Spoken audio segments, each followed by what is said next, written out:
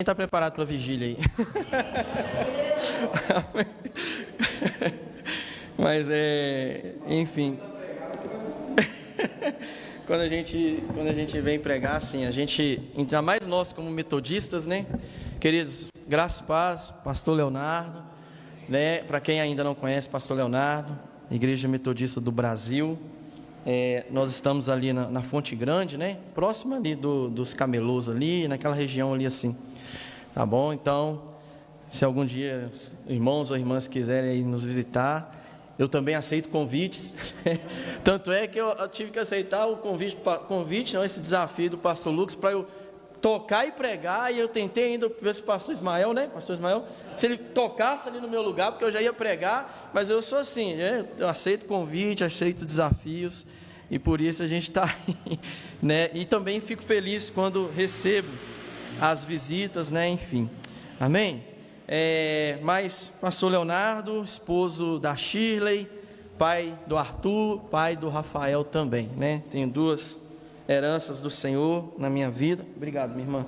Tenho duas heranças do Senhor e nós estamos pastoreando aqui em Lafayette desde 2022. No caso, 2022 foi não morando aqui ainda, né? Eu estava pastoreando já em Ouro Preto, a Metodista de Ouro Preto, desde 2016, mas aí em 2022 o bispo da nossa região entrou em contato comigo, nos deu essa missão, nos chamou para esse desafio, e aí em 2022 eu fiquei pastoreando lá em Ouro Preto, mas vindo aqui também uma vez por semana na igreja aqui, vindo no fim de semana também para fazer visita às famílias e ministrar ceia, enfim. Aí quando chegou em 2023, o bispo então decidiu me nomear de forma definitiva só aqui em Lafayette, amém? Então assim, só de uma forma resumida um pouquinho sobre o meu tempo de pastoreio aqui, esse tempo que eu já estou aqui em Lafayette, né? E como dizia um pastor meu, sem mais delongas, né? Vamos fazer a leitura de um texto na palavra, na verdade um versículo. E esse versículo ele está inserido, amados, Jeremias 3,15, muito conhecido aí, né? Por nós, pastores, Jeremias 3,15. Esse versículo ele está inserido em um contexto, né? Onde o profeta é chamado por Deus e ele recebe a missão de levar uma palavra dura para o povo de Deus, porque o povo estava sendo infiel, né? O povo estava sendo desleal, né? De um pouco que o pastor Cirineu falando aqui, né? Então, assim, um povo sendo infiel, sendo desleal, não tinha lealdade, né? Não tem a lealdade. Isso que o pastor Cirineu falou um pouco, é isso aí, dentro disso aí, a deslealdade, né? E aí, Deus, ele então chama o profeta Jeremias e usando ali o profeta Jeremias como um vaso nas suas mãos, ele exorta o povo, mas ele também dá uma oportunidade maravilhosa ao povo, porque ele chama o povo ao arrependimento, ele dá essa oportunidade ao povo de se arrepender. Você olhando o contexto de todo o capítulo 3, é isso aí. Então ele chama o povo para se arrepender, né? Deus chama para isso, dá essa oportunidade, dá essa chance, se arrependa, se arrependa. E aí mais, não é só aí, Deus não para por aí, Deus ainda dá, sabe o que? Pastores segundo o seu coração, amém? Tem pastores segundo o coração de Deus aqui, pastoras, amém? Glória a Deus. Lafayette então é uma cidade abençoada, porque se você está falando amém aí por você ser um pastor segundo o coração de Deus, então Lafayette está sendo uma cidade abençoada, amém? Então o texto diz, né? Em seguida vos darei pastores, em uma outra tradução, e vos darei pastores segundo o meu coração, que vos apacentem com ciência e com inteligência, ou com sabedoria e conhecimento, amém? Esse é o versículo que eu já falei um pouco aqui para você sobre o contexto. Fecha os teus olhos, porque eu quero orar neste momento. Pai amado, aleluia, Senhor, obrigado, Deus, porque a palavra do Senhor, ela já foi revelada, ela está escrita, ela está diante de nós, mas nós pedimos ao Senhor também que por meio do teu Santo Espírito, o Senhor venha trazer discernimento a cada um que aqui está nesta noite, Deus. cada irmão, cada irmã presente aqui nesta noite. Ministra ao seu coração, que não seja eu, mas o Senhor. Eu estou apenas aqui como um instrumento nas tuas mãos, Senhor. Sou falho, sou pecador, careço do teu perdão, da tua misericórdia, mas, ó Deus, usa-me conforme o teu querer e a tua vontade, em nome de Jesus, amém, amém. Então, amados, dito isso, essa questão do contexto, a vocação pastoral, a vocação para o pastorado, ela é uma das mais sublimes, de todas as vocações. Nós podemos dizer isso, eu falo isso com muita propriedade. Ela é uma das mais sublimes, de todas as vocações. John Jowett, no seu livro, esse livro que é O Pregador, ele diz o seguinte: o pregador, sua vida e sua obra. Esse livro diz que a vocação quando todas as outras portas estão abertas. Olha isso, ele diz que a vocação é assim: todas as outras portas estão abertas, você tem oportunidades, diversas oportunidades, mas você só anseia, você só deseja, você pensa o tempo todo em entrar pela porta do ministério, Muitas das vezes você tem diversas oportunidades, e não é errado, claro, você também ter ali uma oportunidade de questão de trabalho, um trabalho secular. Às vezes muitos pastores são pastores de tempo, a gente fala parcial, não é errado, mas mesmo quando você está lá, naquele trabalho, você não consegue esquecer da igreja, você não consegue esquecer da sua vocação, do seu ministério. O Espírito Santo sempre traz a sua memória, sempre te leva a pensar ou a orar por alguma situação que está acontecendo ali no rebanho, na igreja, enfim, e você de forma alguma esquece. Você fica ansiando aquilo o tempo todo, você fica sempre pensando assim: meu Deus, que chega logo a hora da visita, eu tenho que visitar o irmão tal, a irmã tal, aquela família. Deus vai ter culto, eu tenho que me preparar. Deus vai ter ali o encontro do pequeno grupo, a célula, enfim. Então você fica ansiando isso o tempo todo, e você pode, às vezes, até então, ter aí um trabalho, mas a igreja não sai da sua cabeça. A igreja não sai, é assim constantemente.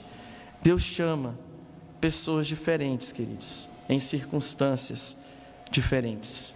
Deus chama pessoas diferentes, com idades diferentes, Eu, por exemplo, quando eu vivi a experiência do chamado, eu já tinha 26 anos, já era casado, casei com 22 anos, e Deus faz isso, Deus chamou Jeremias, por exemplo, no ventre da sua mãe, Deus chamou Isaías no momento de crise nacional, de uma crise terrível em Israel. Deus chamou Pedro depois de casado, olha aí, Pedro já era casado, aí é um pouquinho aí parecido com o meu chamado, Chamou Paulo quando este fazia o quê? Perseguia a igreja. Talvez um dia algum dos meus irmãos pastores aqui, ou pastor, enfim, já foi alguém que só falava mal da igreja, só falava mal de crente o tempo todo, que não aceitava igreja de jeito nenhum, não aceitava ministração nenhuma de ninguém. Mas Deus te chamou, Deus te pegou aí, amém? Deus te chamou. Então, amados, o texto aqui, em apreço, ele nos fala o quê? Que Deus é quem dá pastores à igreja. Não foi você que escolheu ser pastor, não foi você que falou assim: não, o primeiro passo não foi seu. O primeiro passo é de Deus, é Ele quem chama, é Ele quem escolhe, é Ele quem vai ao encontro. O pastor, amados, entenda isso, não é um voluntário, você não é um voluntário, você foi chamado por Deus. Você não se colocou voluntariamente a favor da obra de Deus, não. Ele te escolheu, Ele te chamou, aleluia. E só disso ter acontecido, dele ter te chamado, nós precisamos entender: não, vai valer a pena, amém? Louvamos aqui, vai valer a pena. Então, o seu ministério, ele não é procurado, ele é recebido. Você recebeu, meu irmão, minha irmã, você recebeu esse ministério, Deus te deu.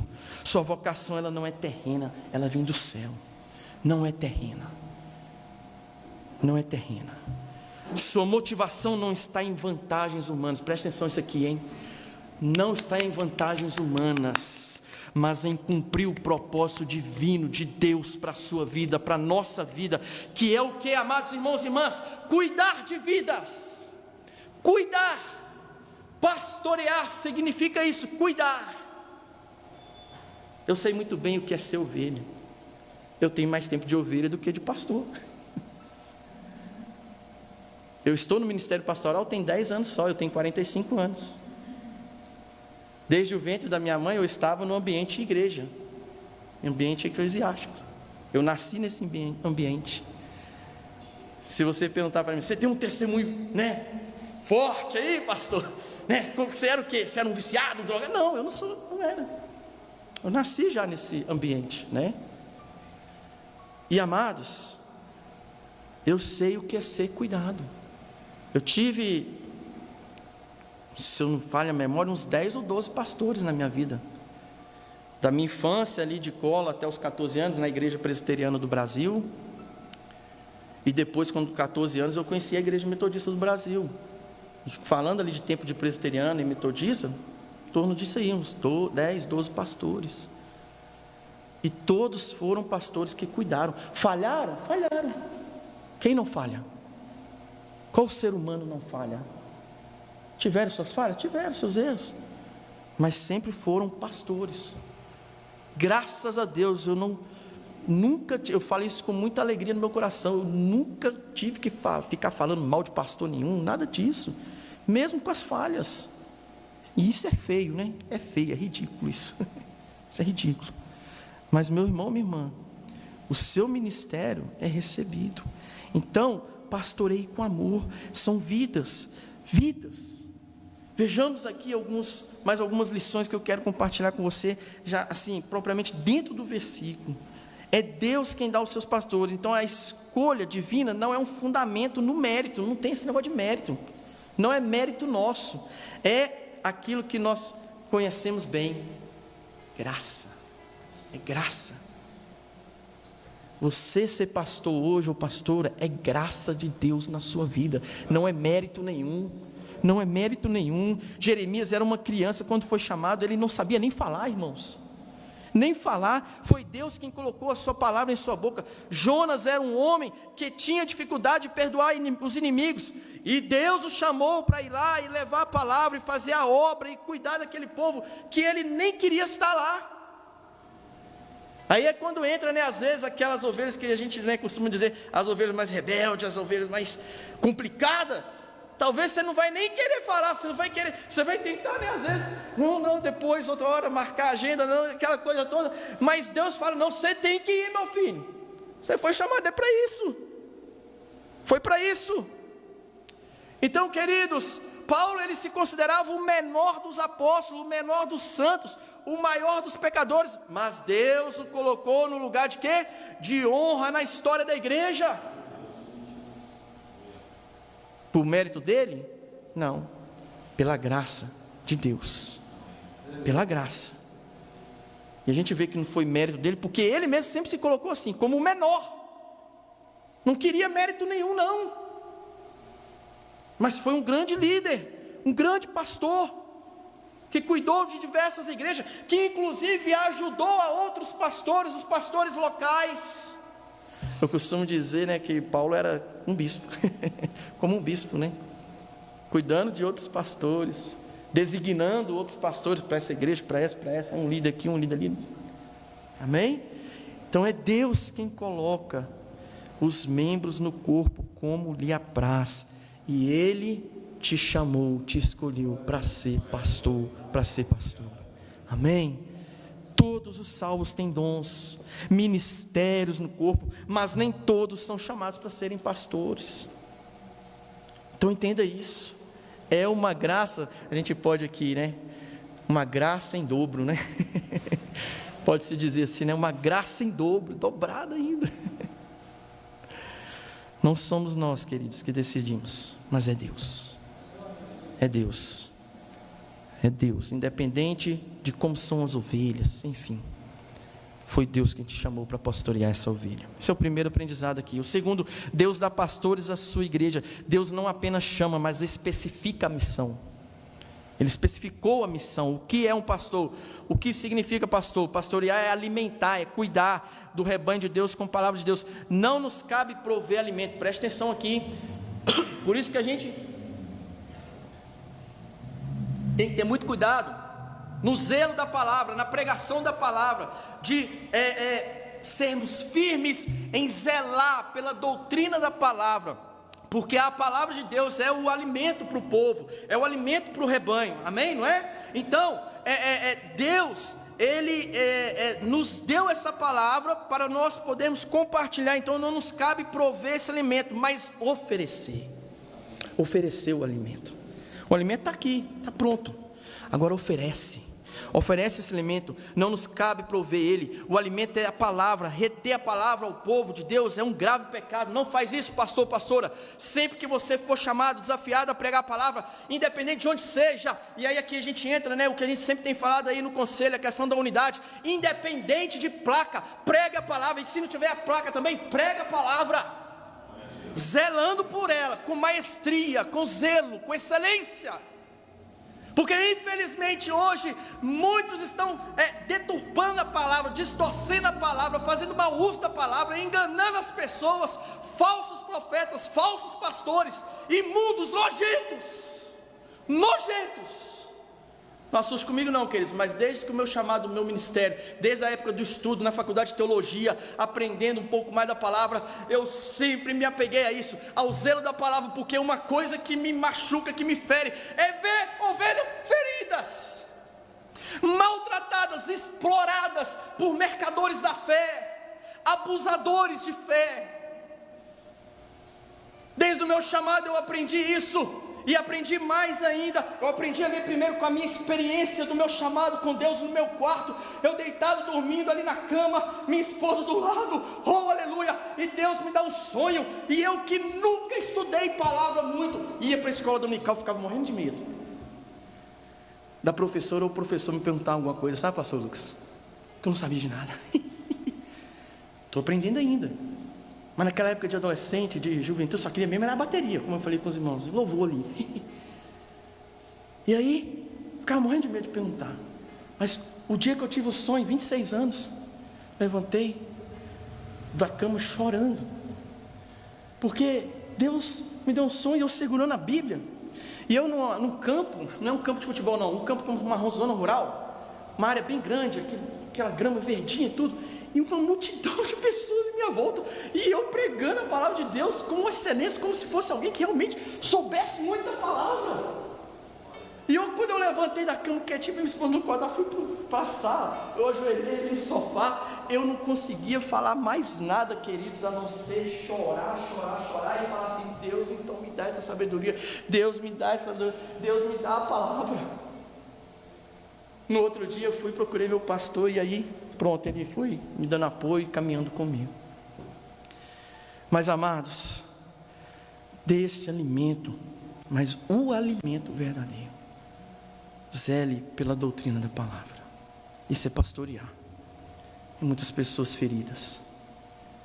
Tem um livro que na época da faculdade de teologia, uma professora nos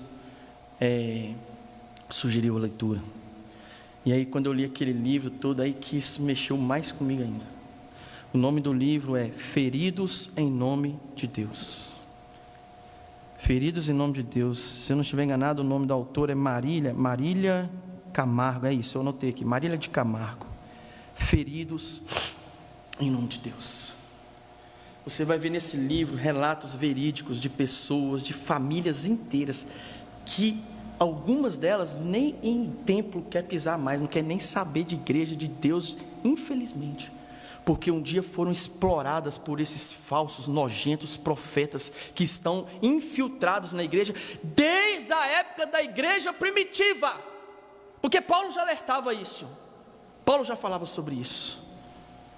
E é triste quando, sabe, você sente compaixão daquelas vidas que estão relatadas ali, o sofrimento delas, sofrimento físico, psicológico, emocional, todo tipo de sofrimento, por causa de autoritarismo de homens e mulheres que se dizem pastores, mas não cuidam, apenas agem como opressores, ditadores sobre a vida das ovelhas.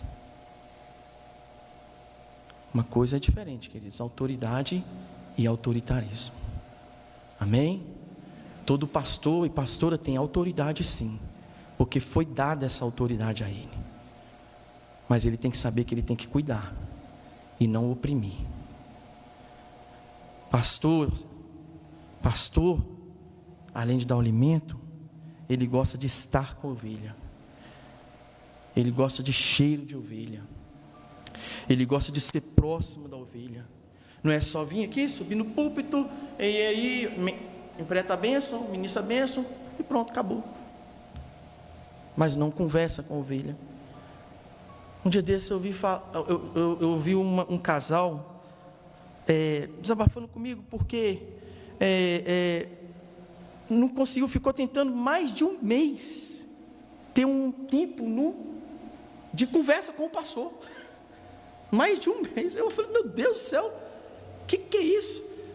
E aí às vezes a gente vai pensar assim, não, porque a igreja é muito grande, pastor, porque é uma igreja, sim, é uma igreja grande, que eu estou falando de quantidade mesmo de membros, não é de tamanho de templo não, grande.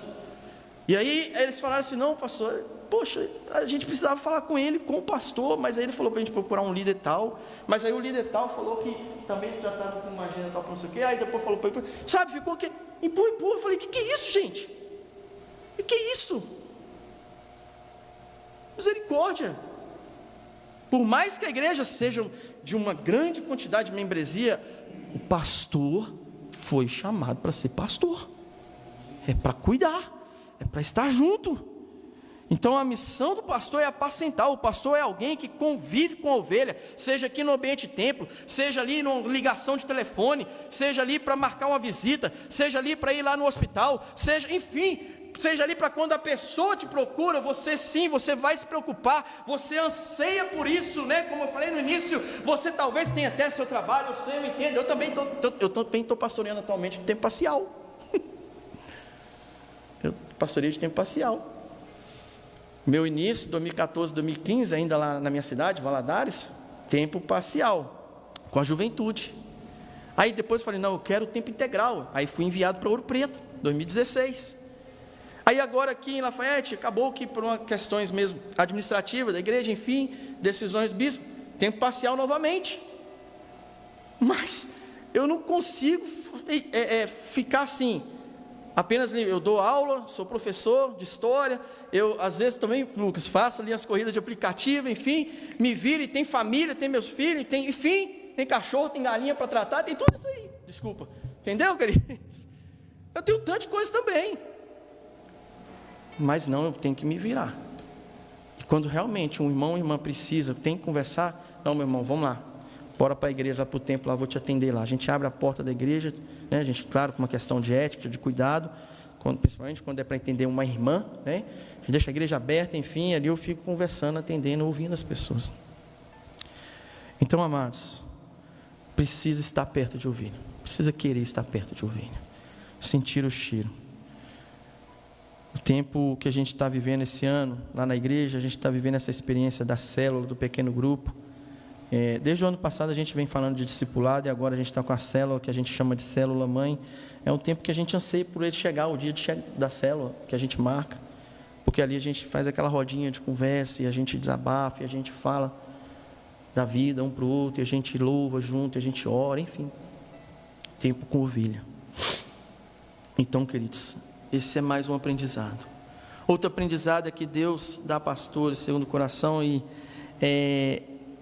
Deus dá pastores à igreja segundo o coração dele. E qual é o perfil de pastor segundo o coração de Deus? Pensa aí você. Precisa responder não, pensa aí. Qual é o perfil? Qual é o perfil? Perfil, queridos, é de um pastor que tem consciência de que Deus o chamou para cuidar. Pronto, a consciência. Ou seja, aquela convicção, aquela certeza, que mesmo quando eu compartilhei com os irmãos aqui, que às vezes a gente tem aquele momento de sentir, não, eu vou desistir, sabe? Às vezes vem uma situação ou outra que te entristece, e talvez você pense desistir, aí pronto, aí o Espírito Santo traz na sua consciência, não, peraí, você foi chamado, meu filho, você foi chamado, você foi escolhido por mim. Segundo, aqui é um pastor, o perfil, ele é um pastor também que cuida da própria vida, amém? Isso aí seria bom até se você estivesse anotando, viu? Se eu tivesse falado antes, né? Então, primeiro você tem a consciência que foi Deus que chamou, independente do que você passar, que você enfrentar na sua vida. Amém, pastores? Pastores, independente das circunstâncias.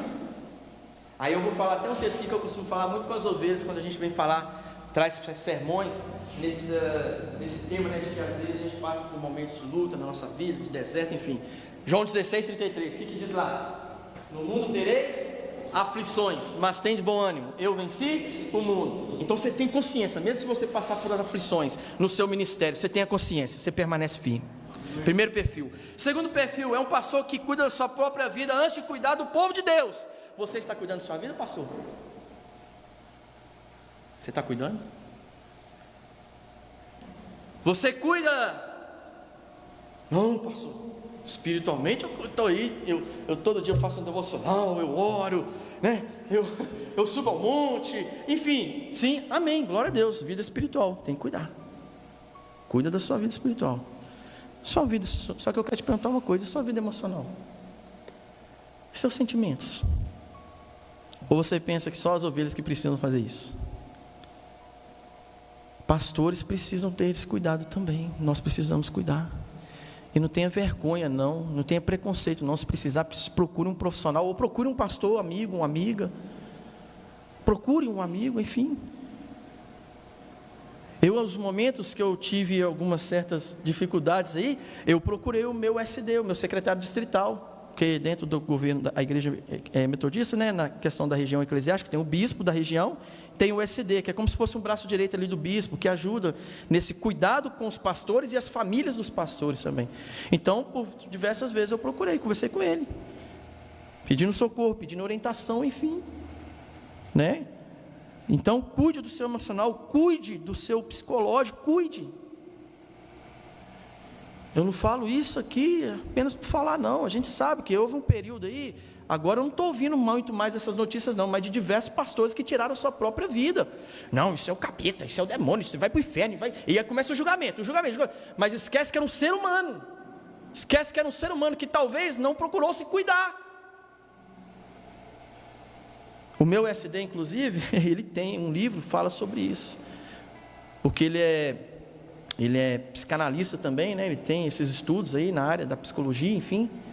Então ele tem livros falando sobre, o livro, o título é O Fenômeno do Suicídio de Pastores. E ali ele escreveu esse livro junto com um pastor batista que o Senhor já recolheu, que era o dono ali da faculdade de psicanálise. Então são pessoas que estudaram sobre isso, sobre o lado humano nosso mesmo, porque somos humanos. Temos nossas emoções, nossos sentimentos, e a gente precisa cuidar. E agora esse aqui, às vezes o pastor não gosta muito de falar disso não, né? Porque o físico, né? E o físico. Qual pastor e pastora está cuidando do físico aí? Que isso, pastor? Está endeusando o corpo? Não, ué. O corpo é templo do Espírito Santo, cuida dele. Cuida, né? Eu falo com as pessoas que eu conheço, né, que a gente conversa. Por exemplo, se eu tivesse permanecido no ambiente de academia, de exercício físico, desde a primeira vez que eu coloquei os pés lá, hoje eu acho que eu era fisiculturista, não era pastor não. Então deve ser por isso que Deus não deixou. Porque eu tinha 18 anos, eu estou com 45, você imagina esse tempo todo de treino. Cuida do físico, queridos, eu aprendi isso, a cuidar do físico, né? Apesar de que eu ainda preciso eliminar muita coisa aqui ainda, mas eu aprendi desde criança, porque eu sempre gostei muito de futebol, meu pai sempre me incentivou futebol, e se eu tivesse seguido mesmo a carreira, eu nem estaria aqui. Olha os propósitos de Deus, né? Hoje eu estou aqui. Então eu sempre gostei de esporte, tá, queridos? Sempre gostei. Então cuida, somos corpo, alma e espírito. Como é que está meu tempo aí? Está acabando? Amém? Então faz isso, meu irmão, minha irmã. Esse é perfil de pastor. É um pastor que, o outro perfil é que, um pastor que é exemplo de piedade com o rebanho. Ele nada considera a vida preciosa para si mesmo, mas é para velar, para cuidar do rebanho. Então ser piedoso é isso, ser alguém que cuida, que está ali, que vai, que encontra. É um pastor que pastoreia todo o rebanho também, isso é perfil. Preste atenção, a palavra, todo o rebanho. As ovelhas dóceis e as indóceis.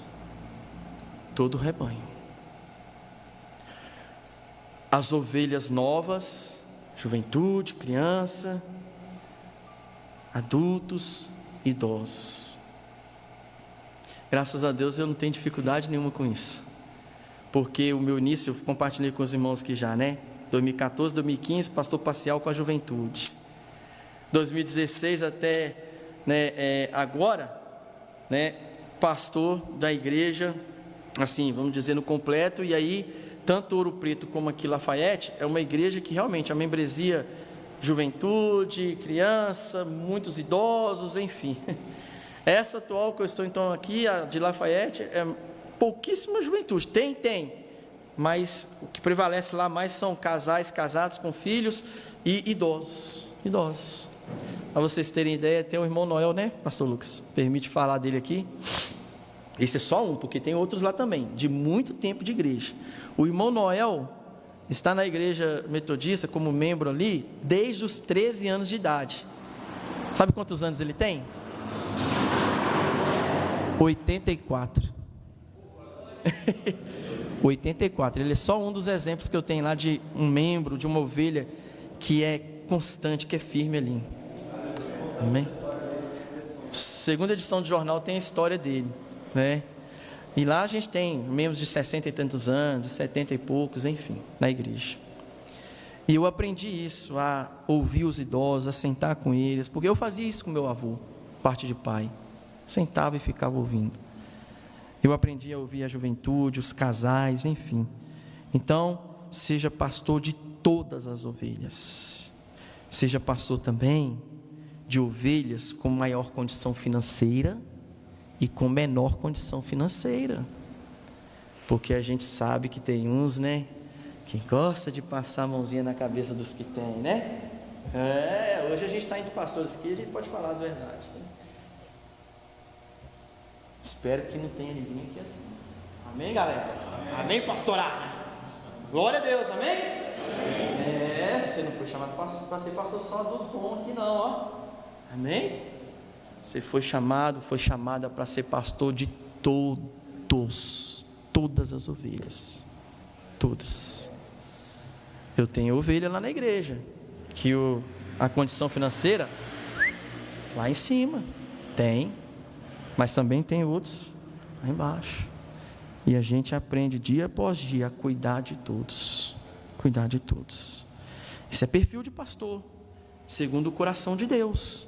Porque Deus falou aqui, colocou Jeremias para falar com o povo: eu darei pastores segundo o meu coração. Segundo o meu coração. Perfil de pastor é aquele pastor que compreende que a igreja é de Deus e não dele. Outro perfil: a igreja não é sua. Puxando sardinha aqui para metodista, eu gosto muito da forma de governo da igreja metodista, porque o pastor na igreja metodista, ele é itinerante. E a itinerância tem aí suas vantagens, suas desvantagens. Tem também, as desvantagens tem, porque a questão de mudança, tudo isso, às vezes, ali, a despedida, tudo isso, não é fácil, isso não é legal. Às vezes a gente sente isso, Mas o pastor metodista, de 2 em 2 anos, tem um concílio da igreja, e se o bispo falar assim: pastor Leonardo, agora você vai lá para BH, agora você vai lá para o sul de Minas, você vai lá para o Espírito Santo, agora você vai lá para o Ceará, porque a nossa região, ela é Espírito Santo, Minas, e temos o Ceará como a região missionária, o estado ali da nossa missão também, missionário. Então, se o bispo falar, eu tenho que ir. E aí, acaba que com isso, com a itinerância, não fica muito aquela coisa, que o pastor vai ficando, e talvez ele pode, talvez, não é todos, ele pode cair na tentação de começar a achar que é o dono da igreja. Ei, psiu, você não é dono da igreja. Nós, pastor nenhum nessa terra, é dono da igreja. Mesmo que o seu ministério lá não é itinerante, nós não somos donos da igreja. Deus nunca nos passou procuração para sermos dono da igreja. A igreja é dele. Então pastoreie com amor, com cuidado, com zelo, e entendendo que foi graça, um favor dele para você viver esse tempo de pastoreio. E o último perfil é um pastor que compreende que a igreja custou muito caro para Deus. Foi muito caro, queridos. Custou a vida, o sangue de Cristo. A igreja é noiva do Filho de Deus. A igreja é menina dos olhos de Deus. Ele tem zelo pela igreja. E nós temos que amar a igreja, buscar amar a igreja, cuidar da igreja como Ele cuida, como Ele cuidou e Ele cuida. Amados, um dos momentos assim litúrgicos de culto que mais toca o meu coração, sempre tocou muito o meu coração, aleluia, é a Santa Ceia. Às vezes tem ceia que eu me derramo, eu me quebranto, porque realmente o Espírito Santo traz à minha memória o tanto que Jesus sofreu pela igreja por nós. Quando eu ministro a Santa Ceia, aleluia, eu não ministro apenas ali cumprindo mais um ritual, mas o Espírito Santo de Deus traz à minha memória esse cuidado de Jesus, esse amor de Jesus pelo rebanho, pela igreja, por todos nós. Inclusive você, pastor, pastora, porque você é ovelha dele. Nós somos ovelha dele. A igreja é dele. Então, pastorei, já estou finalizando. Acredito que eu estou dentro do tempo, né, pastor? Estou finalizando. A igreja, amados, ela é para ser pastoreada com excelência. Pastor, ele tem que exercer com excelência o pastorado. Apacentar o rebanho com conhecimento, como está no texto, que é a parte final aí do texto, o finalzinho do versículo, com conhecimento e discernimento. Então o pastor, ele precisa, o que é isso? Ele precisa ser alguém que estuda, que busca a palavra, precisa ser alguém que é erudito, precisa ser alguém que conhece a palavra, que se alimenta da palavra, para poder pregar a palavra.